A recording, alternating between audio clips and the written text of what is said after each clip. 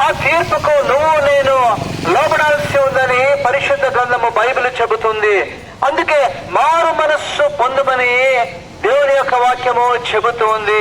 ఎలైనగా నీతిమంతుడు లేడు, ఒక్కడును లేడు, గ్రహించువాడెవడును లేడు, అందరూ త్రోవ తప్పి ఏకముగా పనికి మాలిన వారయ్యరి అని బైబిల్ చెబుతోంది. అనగా ఈ యొక్క లోకంలో మంచివాడు ఎవరూ లేదంట. మంచివాళ్ళుగా మనం కనిపించినప్పటికీ వేరొకళ్ళకి కనిపించినటువంటి రహస్యమైనటువంటి పాపం మన జీవితంలో ఉంది. అందుకే అందరూ పాపము చేసి దేవుడు అనుగ్రహించు మహిమను పొందలేకపోతున్నారు అని బైబిల్ చెబుతుంది. అవునమ్మా, దేవుడు లోకమును ఎంతగానో ప్రేమించాడు. కానీ లోకంలో ఉండేటటువంటి మనుషులందరూ పాపలయ్యున్నందున వాళ్ళ యొక్క పాపాన్ని దేవుడు సహించడం లేదు. అందుకే ఆ పాపమును క్షమించడానికే దేవాది దేవుడు ఒక రక్షణ కార్యము చేయదలిచాడు. మరి బైబిల్ గ్రంథంలో ఉంది, మానవుడు సర్వలోకమును సంపాదించుకొని వారి యొక్క ఆత్మను పోగొట్టుకునే యెడల ఏమి ప్రయోజనము? నిజమే, ఈ యొక్క లోకంలో ఎవరు చూసినా ఒక 15-16 సంవత్సరాలు వచ్చిన తర్వాత జీవనోపాధి కోసము ఏదో ఒక ఉద్యోగము, ప్రైవేట్ ఉద్యోగమా, ప్రభుత్వ ఉద్యోగమా, వ్యాపారమా, ఇంకొకట ఏదో ఒక పని చేస్తూనే ఉంటారు. కారణమేమి? ఏదో సంపాదించాలా, బతుకు జీవుడు కొనసాగిపోవాలన్న ఉద్దేశము చేత. మంచిదే, లోకంలో బతకడానికి లేదా భోజనం చేయడానికి, నివాసం ఉండడానికి డబ్బులు మనకు కావాలి. అయితే అలా జీవితాంతమును ఆ యొక్క బోధన కొరకే, నివాసం కొరకే కష్టపడుతూ ఉంటే, ఆత్మ సంబంధమైన విషయాలు ఎరగకపోతే, సర్వలోకమును సంపాదించుకొని నీ యొక్క ఆత్మను పోగొట్టుకునే ఎడలా ఏమి ప్రయోజనము అంటున్నాడు. నిజమే, ఈ లోకంలో మనం మరణించిన తర్వాత మన తీర్పుకు రావాల్సినటువంటి అవసరం, అగత్యం ఎంతైనా ఉన్నది.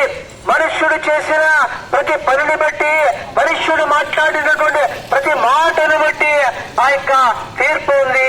అయితే పాపములకు వచ్చే జీతము మరణము అని బైబిల్ చెబుతోంది.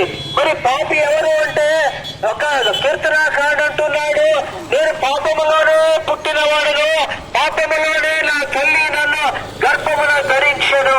అందుకంటున్నాడు, అయ్యో నేనంత దౌర్భాగ్యుడను, ఇట్టి మరణములకు లోనగు శరీరము నుండి ఎవడు విడిపించును అంటున్నాడు.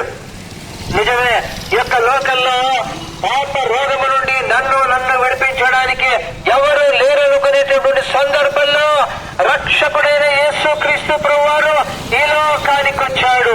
పాపులను రక్షించుటకు క్రీస్తు యేసు ఈ లోకమునకు వచ్చిన మాట నమ్మదగినయు పునాంగీకారమునకు యోగ్యమునైనది.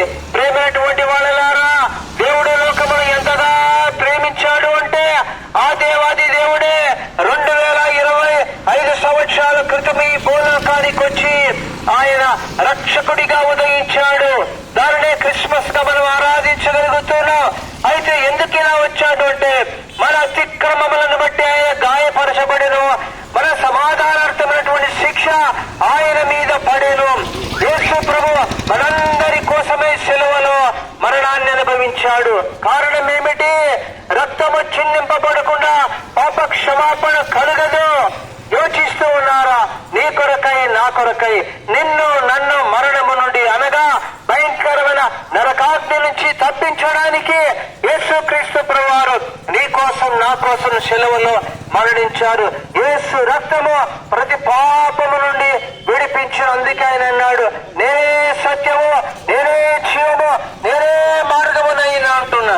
మరి నువ్వు నేను చేయాల్సిన విషయం, మన పాపములను మనం ఒప్పుకున్న ఎడల యేసు ప్రభు నమ్మదగిన వాడు, నీతిమంతుడు గనుక మన పాపములను క్షమించి సమస్త దుర్నీతి నుండి కడిగి పవిత్రపరచును.